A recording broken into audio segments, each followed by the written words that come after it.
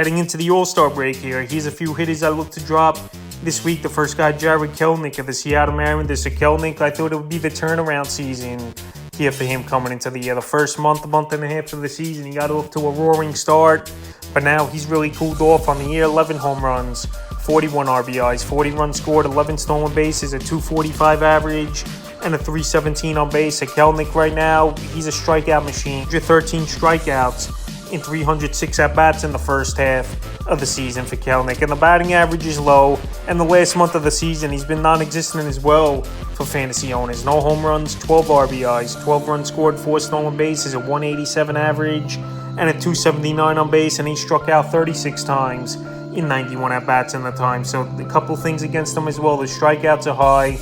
Hasn't done much in the last month, and he don't really play versus lefties as well as Jarred Kelenic. So a former top prospect in the New York Mets system a few years ago, and then they traded him away for Edwin Diaz, which obviously that deal has looked pretty good for the New York Mets, even though we know Diaz is out for the year, getting hurt in the World Baseball Classic. But anyway, the last few games for Kelenic: July 4th at the Giants, 0 for 5 a rib.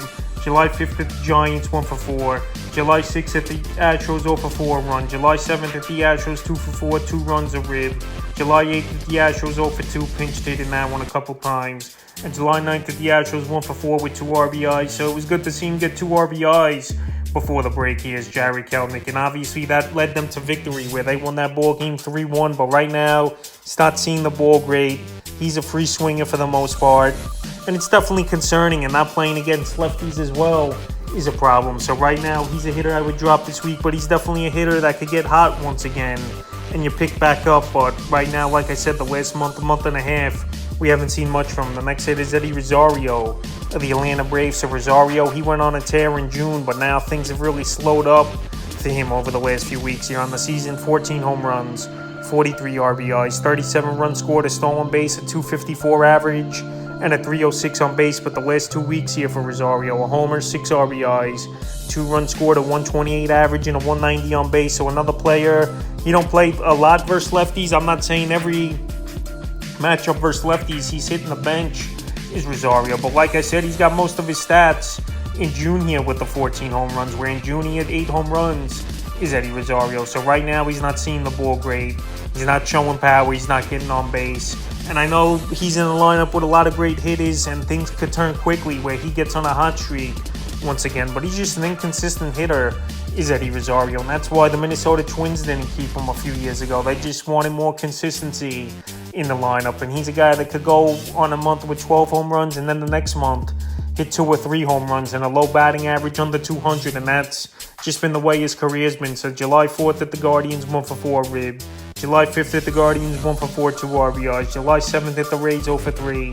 July 8th at the Rays, 0 for 2. And July 9th at the Rays, 1 for 4 with a run. So right now, Rosario's not cutting it. If he's not showing power, he's pretty much not bringing much to fantasy owners. And right now, unfortunately, he's a hitter I would drop. But just like Kelenic, he's a hitter that could get on a hot streak, and you revisit him down the line. But right now, well, he hasn't done much in the last 2-3 weeks here. He's a hitter I would drop this week. The next hit is Ramirez of the Tampa Bay Rays. So Ramirez, the numbers on the surface look great, but he's another hitter that's not getting everyday playing time, and he don't do one thing great where you're going to keep him on the roster for that specialty category. So on the year, 9 home runs, 35 RBIs, 32 runs scored, 4 stolen bases, 286 average, a 327 on base. But the last month, like I said, we really haven't seen much out of him. No home runs, 6 RBIs, a stolen base, 4 runs scored, a 263 average, and a 283 on base. So right now, he's been a free swinger, is Ramirez. And this Ray team, they got tons of platoon guys on the roster, obviously. We know Ramirez could play first outfield and DH, but Luke Raley, he's in the mix. Aranzaria, they called him up from the minor leagues, one of their top prospects. We'll see where he factors into things as well after the All-Star break. So right now, with those factors and his numbers, not really doing much over the last month here. Ramirez is a drop this week. July 2nd at the Mariners, 0 for 4. July 4th versus the Phillies, 1 for 1. July 5th sat out. July 6th versus Philly, 0 for 4. July 7th, 2 for 4 versus the Braves. And July 8th and 9th sat out those ball games versus the Braves. So the playing time really hasn't been there. He's only playing 3-4 times a week. And right now, surprisingly, still owned in 37% of leagues. But with all those factors against him, he's not a hitter I would keep, and I would drop him this week. The next hit is his teammate Brandon Lowe of the Tampa Bay Rays. So Brandon Lowe, the first month of the season, he came out of the gate swinging a hot bat, but now he's really cooled off the last 2 months on the year. 9 home runs, 31 RBIs, 4 stolen bases, 6 runs scored, a 209 average, and a 307 on base. But the last month of the season for him as well, I know he was injured, is Brandon Lowe, but overall those numbers haven't been great. Like I said, the first month of the season where he's got most of his numbers, and last year as well was very similar numbers for him. 8 home runs, 25 RBIs, 221 average. He's going to be a low batting average hitter. It's not going to show that much pop, even though, like I said earlier in the year, he was swinging, bat was low. But right now, we really haven't seen it. And since his return on 4th of July, 1 for 4 in that one. July 5th versus Philly, 2 for 3, 2 ribs. July 6th sat out. July 7th pinched hit versus the Braves and got a stolen base. July 8th versus the Braves, 0 for 4.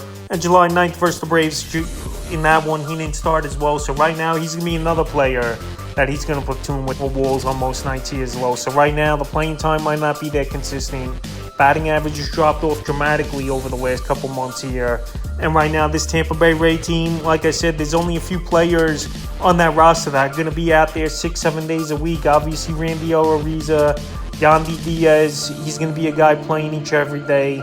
Jose Siri, and pretty much that's about it that you're going to see guys out there playing. So right now, it's a platoon type of team, and it works for them, obviously, where they have 58 wins in the first half of the year. But right now, Brandon Lowe isn't a guy I will keep on my roster this week. And the 5th and final hitter I look to drop this week here is Geraldo Perdomo of the Arizona Diamondbacks. So Perdomo, he made the All-Star team, and it's a little surprising he made it. The numbers aren't that eye-popping. I know the first month he was hitting over 350, but the numbers really tailed off. Now, on the year, 5 home runs, 33 RBIs, 38 runs scored, 11 stolen bases, a 271 average, and a 378 on base. So Perdomo, like I said, the numbers overall, the on base is great, stolen bases are solid, but everything else, he's not doing much of in the last month of the season. No home runs, 5 RBIs, 5 stolen bases, 11 runs scored, a 244 average, and a 360 on base in the last month. So the on base is his specialty. Obviously, versatility is his specialty as well, and that's why possibly he made the All-Star team, qualifying in 2nd, 3rd, and short. But to be honest, nowadays, an All-Star selection for some players, it doesn't mean much in terms of numbers anymore. It's about peers and fan voting for the most part. But if you're going to go off pure numbers, I don't think Perdomo is really an All-Star, to be honest. So the last few games here for Perdomo, July 5th versus the Mets, 1 for 4. July 6th versus the Mets, 0 for 3. July 7th sat out. July 8th versus the Pirates, 1 for 4. And July 9th versus the Pirates, 0 for 2 for a run. So this Diamondback team, very surprising team in the first half of the season. And that NL West is definitely heating up. The Dodgers, they took first place now in the division with them losing the ball game in July 9th here. And they've struggled a little bit to close out the break, losing 4 out of 6 ball games is this Arizona Diamondbacks team. So it's a nice story. Perdomo made the All-Star team. But in terms of fantasy baseball, he's not doing enough to be rostered in most leagues. So right now, well, the playing time hasn't been every day as well for Perdomo. I know obviously the versatility is great, but the numbers haven't been up to par over the last month of the season. And he's a hitter I would drop this week. So that's a few hitters I look to drop here entering the All-Star break of the fantasy baseball season.